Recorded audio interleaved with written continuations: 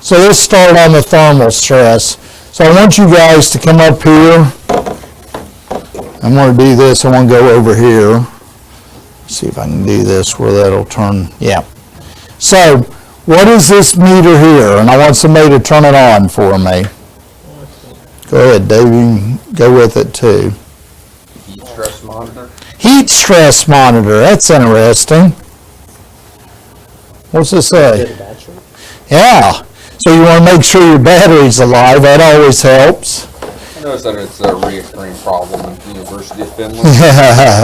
Yeah, well, the problem is Ellsworth put it in there. I didn't put the new battery in. But when you kick this on, what do you guys think each of these indicate? What's this? Dry bulb? Okay. What is dry bulb? That's what I want you to know. What if I told you this is wet bulb? What's it represent? Because you put water in it. Humidity, absolutely. What's this? Say it again, Dave. Regular temperature. Yeah. Dry bulb. So, and what's this? Globe temperature. It measures radiation. So you've got three measures here. People ask me all the time, how does this work? When you turn it on, you take wet bulb, dry bulb, and the globe temperature, and it gives you an exposure, and we'll talk about that. So for anybody that hasn't seen, this is a WBGT by Quest. You can actually download the data. So go ahead, guys. We'll get thermal stress. Turn around on that.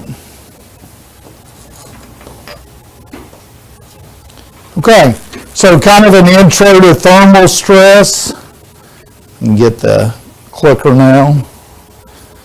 So as you guys are looking at that, I've kind of shown you that. Thermal stress, what did I just talk about? Which direction did I go? Hot or cold? We went hot. Is cold also a thermal stress? Yeah, but... I'll give you a big hint. Here's hypo, hypothermia. What is that? Yeah, it's actually hypothermia means very cold. Now, you may have a question where somebody will talk about hyperthermia. What is hyperthermia? Ignore it. No, it doesn't mean anything. Some jackwagon may want you to answer hypo, but they'll give you this weird answer that'll go hyper. Hyper just means excited. Excited thermia, we didn't do anything with that. Remember that one. There's your hint of the day. So, just like working outdoors, temperatures can range from negative 20F to 110F. Or, as I like to say, it can be all over the place in the U.S. So, here's your thermal, or what I'll call heat risk zone. If you notice in there, these are thermal comfort zone in here. Here's your upper, where you're actually taking ambient air where you can be in danger. Here's your lower. Again, physiological adaptations, cold discomfort and cold heat zones. So 3 factors. Now I want you guys to pick them up. Climate factors. What's that got? Yeah, just the temperature of the air, the sunny, the wind chill, humidity, all the things the WBGT, which by the way, wet bulb, globe thermometer, this helps you determine how long employees can work. What about work demands? Does that play into it? Yeah. And the other thing, clothing. People forget this. If you're going to put someone in what I'll call 35 to 40 degrees C temperatures and you put them in hot coveralls, what are they going to do? When it gets up to 35 degrees, what are you guys thinking? C. What do you want to do when it's 35 degrees? Yeah. Now you're going to put them in coveralls. What's it going to do to them? Yeah, that's right. They're not going to be able to work as much, and especially if they're FR. So clothing is a huge effect too. And we'll talk about, I've actually got an example I'll show you guys where literally, and you guys are going to say, no way, they put someone down to do some work in a furnace at 140 degrees F. It's amazing, isn't it? Hey, you know what that is? C, don't you? Around 40, I think. You guys can do the conversion. US Navy. 140, you say? 140F is what? Around 60. Is it 60? I thought it was 40 to, you may be right. I do those conversions quick. Because 30 is 120, right? Now you guys have got me curious. This is when you know you're, Yeah, it's close to 50. yeah, okay. It's around 49. So anyway, very warm. Let's put it this way, I wouldn't want to be working in it. So yeah, just keep those in mind. By the way, guys, it's really good to be able to do conversions. I have a couple of points. I think 30 is always, and I'm probably messing it up, and everybody at home's going, will you please just calculate it? 30, I think, is 120, right? Or what's 30? 30 Celsius. 30 Celsius, wait a minute, because the body's 37, 98.5. 86. 86, okay, beautiful. Yeah, 120 is... Yeah, 37.5, we're doing all the trivia now. 37 degrees Celsius is body temperature, 98.5. Yeah. And so what is 140? 140 is 60. 60, good deal. You guys got it then, okay. So now that we've shown that I can't do conversions in my head, which is a good thing, let's talk about model of balancing. So here's what I want you guys to look at as you're going through simplified balancing. If you go down to each of these, notice your metabolic rate is always positive. It's only one that's positive. What's it telling you? If you're doing work, what's happening? What's your body doing? Generating heat. Generating heat. That's what here's your sad thing I'm about to say, just being alive generates heat. That's your metabolic. I wanted you to notice that one. The other thing, what does evaporative always do? Does a loss. So I wanted you guys to kind of see this formula.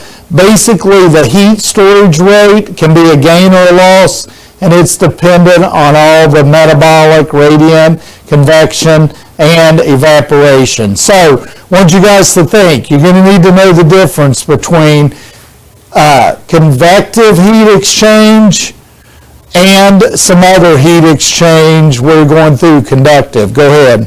Now, in your formula, is that minus a negative number, or is it just the number with the minus on it? So what you're talking about, the evaporative, is actually always negative. So the E will be given to you as an evaporative, but you will notice it's minus. So we'll give you in the formula, if you guys look, it'll be the evaporative heat loss is, I'm just going to say 5. When you plug in 5, what is it? It's negative. Okay, negative 5.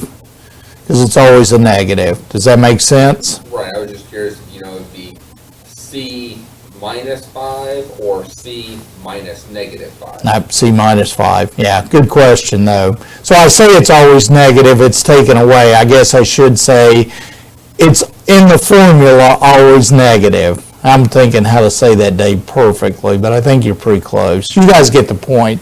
If the evaporation heat loss is 5, it would actually be, and let's say your conductive heat exchange rate is 10, it'd be 10 minus 5. I really oversimplified that. Heat stress. I want you guys to recognize the body tries to maintain the core at 37. That's one of the ones I did. I kept saying 30. I was thinking 37 is the core, 98.6. If you look at ranges outside the body, you can kind of see what the strain is, heat strain and the core, and how that affects the heart rate. So I want you guys to think about this. Why does the core want to maintain 37? What's important in the core of your body? Your heart, oxygen, your brain, all this is included in this core. Your feet, is that really important? Yeah, they can be, but the body knows, hey, if I don't keep this core at this temperature, then I'll have a problem. So what do you guys think heat stress? How do you recognize heat stress? What do you look for?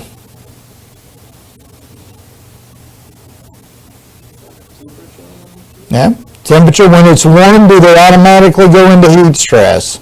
Like when I'm a worker, I never work, so would I be in danger even if it's 40 degrees C? Is that heat stress for me? Why wouldn't it? Because I don't do anything, right? Yeah, so I'm not working, but by the same token, what if I've got to dig ditches, I've got a shovel and I'm digging for an hour? Is that, yeah. So, once again, just the hot environments, the high work demands. You've got to have all of these, and the worst thing I can do is put them in protective clothing. Because guess what? We want to protect them against things, so we're going to put them in a protective clothing to protect them against the chemicals. What are we doing with heat stress? Yeah, increasing that. So again, effects on the worker, the low end, what will normally happen, they'll shed clothing. They'll also, you may see some redness in face, profuse sweating. Is sweating a bad thing when they're hot? Let me ask you another way. Is not sweating a problem? Yes. Yeah, that's what I was going to say. So the other end is you get through there, nausea, cramps, heat exhaustion. What's heat exhaustion? Is it serious, not serious? Why is it serious? Feel painful.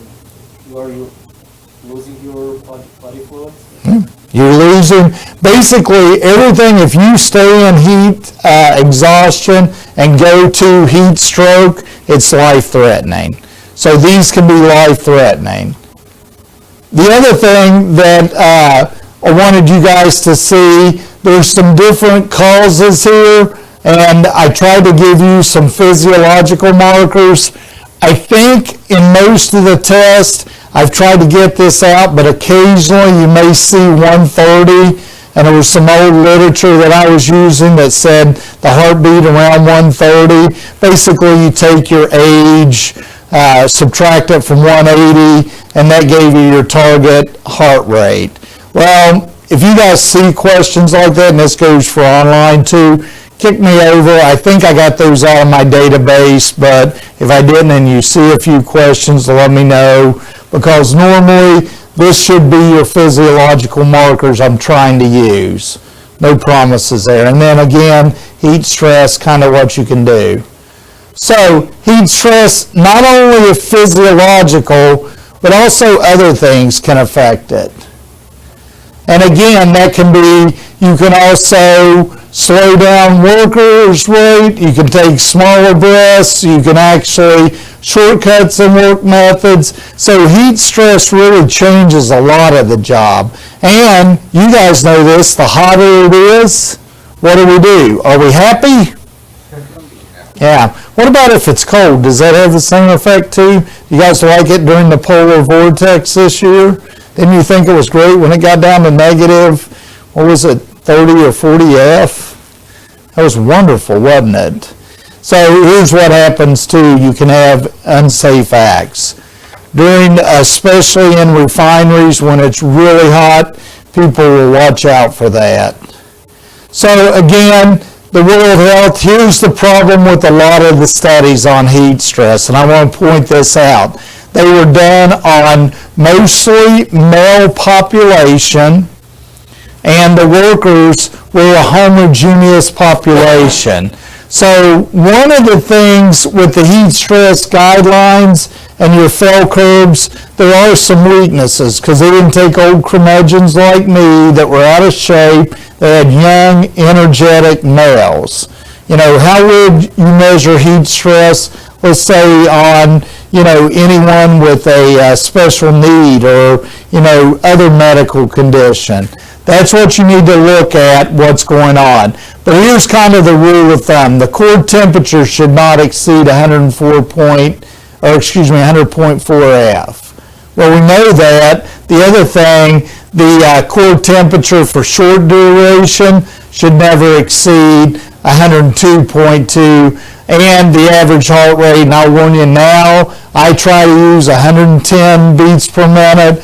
You may occasionally see, and I hope I got it out, but I know there's some things you'll read where it'll talk about 180 minus your age sets that heart rate.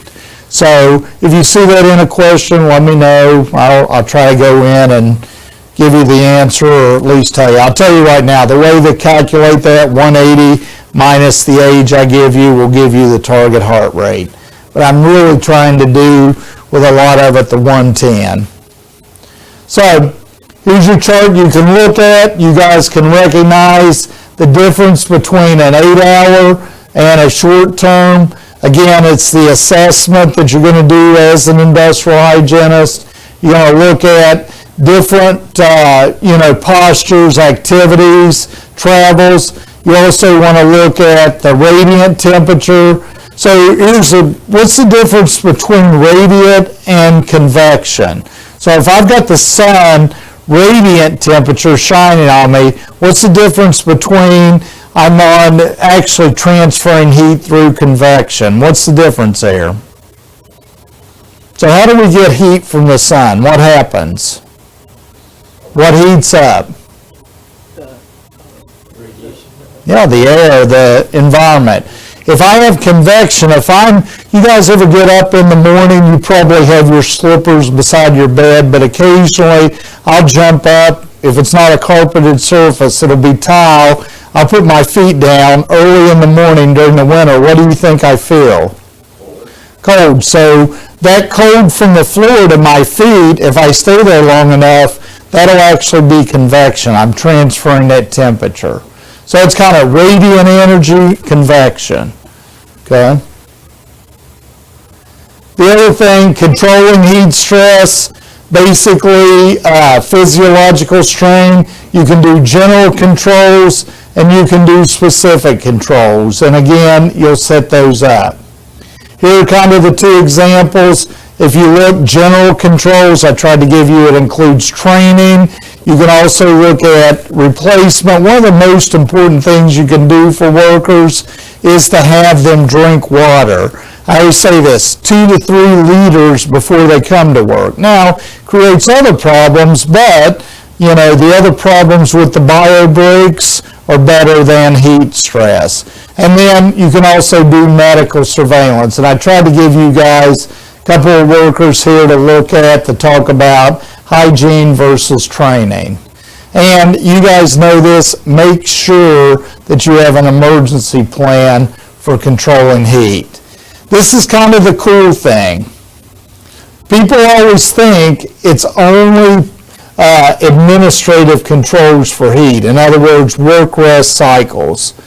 This is the new thing that I wanted to show you guys. These are actually called Cool Vest, and they are very nice to keep you cool. And some of them will even recirculate cold water. A lot of them have. And again, when they put that individual down into that 140 degree F furnace to do cleaning, this is what they use. Again, administrative controls are normally what you're going to see: acclimatization, work sharing. Basically, when do you do the work? Early in the day. If it's hot, you go early out. And also some personal monitoring. The other thing I got to tell you guys, it's called wearable devices. You guys ever heard of a wearable device? Anybody got on a Fitbit watch or their watch? Does your watch ever tell you to move or not? Yeah, that's a wearable device. They have devices now that will monitor your pulse, your body temperature, all those things. That's what's really being cool now, no pun intended, cool being with heat stress. So I'm going to kick gears, and you're going to notice for cold stress, what does the body try to do? Yeah, body's kind of cool. No matter where you are, it tries to keep that core at the same temperature. And if you look at that, it's like, okay, that seems pretty common. But again, what I want you guys to know is, behavior-wise, look what happens if you're cold. And you guys know this. When you're cold, you try to get warm. Whatever it takes to get there, increase clothing. I wanted to show you a couple of cold stress incidents that have happened, basically systematic. Notice hypothermia. There's no hyper there. I've said that a couple of times. Had some people complain at me. Yeah, there is no hyperthermia. Keep that in mind. Localized tissue damage. And again, there's also a concern for dexterity once it gets that cold. You can see kind of the problems it can get into. So again, how do we do the balance? What is our heat storage gain or loss? Again, you notice it's pretty simple. The only thing you're going to add in is the convective heat exchange rate, and that can be loss or won. The gold, again, of the body, 96.8 and 95 for occasional short durations. It's pretty close range. The body does not tolerate those cold temperatures. You guys know that. When you're cold, what do? You get out of it. Heat, you can kind of take. Body does a little bit better with that. It has cooling, sweating. What does the body do when you're cold? Shivers. Yeah, tries to warm itself back up. Kind of unique. Here is my favorite wind chill chart. It's not perfect, but it gives you kind of a goal to aim for and what you can do on that. So I wanted you guys to see, it talks about air temperature, air speed, and again, what you can do to control it. If you look at the chart, wind speed, temperature, if you guys during the polar vortex, I think the temperature was only like -10, but the wind speed was down into the 40s, so you were down, that's where the -43 came from. So, kind of if you wonder where that is. So, how do you recognize, when you recognize cold stress, what are you going to tell your employees to do? Yeah, get to warm places. So how are you going to encourage that? We're gonna tell them to wear layers. Okay, you can do layers, but I like the warm places. You're going to create little tents, huts, something they can go, homes, whatever you want to do to get them to warm it up. Also, what are you going to warn them about if they start shivering? If they shiver, what's that the body's natural reaction? What's it telling you to do? Yeah, you need to get warm. It's natural. And the other thing, what are some unsafe behaviors in cold? What causes the problem with cold temperature? People wanna go to sleep. Yeah, well, the other thing, exposed skin. So you want to keep everything covered. If you think about it, that's what you want in the cold temperatures. So how do you evaluate cold? Again, guys, when the temperature, this will surprise you, drops below 61 degrees F. If I'm not mistaken, that's like -5, 10, somewhere in there. What's 61? Am I totally, no, I'm totally off. It's 10. Yeah, 10, 15. God, that's it, guys. I've given up. I'm not even doing it anymore. Yeah, and then here's your big one, ACGIH, and this is what you'll hear me. When temperatures fall below 41, which again is going to be down around 5 or 6. Am I that far off now? 5, thank you. I'm getting better in my old age. Yeah, is that shocking to you guys? No. Okay, good. It always is to me. If I tell you it's 41 degrees, what do you guys think? 41 degrees F. If I tell you it's 5 degrees Celsius, what do you think? Is that a bad temperature? Yeah. Yeah, that's what I was going to say. Certain areas it's bad. If you're in Florida or you're in Saudi Arabia, those are bad temperatures. Well, most of the time, it surprised me because I always thought until you got to 0 degrees C or, 32 degrees F, you probably don't have to worry about it. It's kind of ironic, so. I've seen a lady go into hypothermia on an 80-degree day. Absolutely. Cold, rainy, wind blowing, right? Rib boat got splashed with a wave. There you go. What were you just saying? Cold, rainy, wet. And by the way, I hate that too. Guys, I'm a big wimp. If I get cold, wet, and rained on, I just go into a little fetal motion. I hate being that way. So, wimpy. So, again, control of heat stress. Again, training, guys, is part of it. cold stress hygiene, diet, exercise, all those good things, and then the medical surveillance. And here are your different controls you can do. You guys will notice I've been on many cold stress situations. One of the hardest things you've got to do is convince them to get insulated clothing, because what do people think? Oh, they just want this cool clothing, cool being neat or gnarly. But again, you're going through there. And you notice my engineering controls, the spot heaters, the, reducing conductive, heat transfer, and then warming shelters. Again, the acclimatization and work. So, we've hit thermal stress. I'm going to do one more section on thermal stress, and we'll kind of go through some stuff. Any questions? The other thing people have to worry about is carbon monoxide poisoning.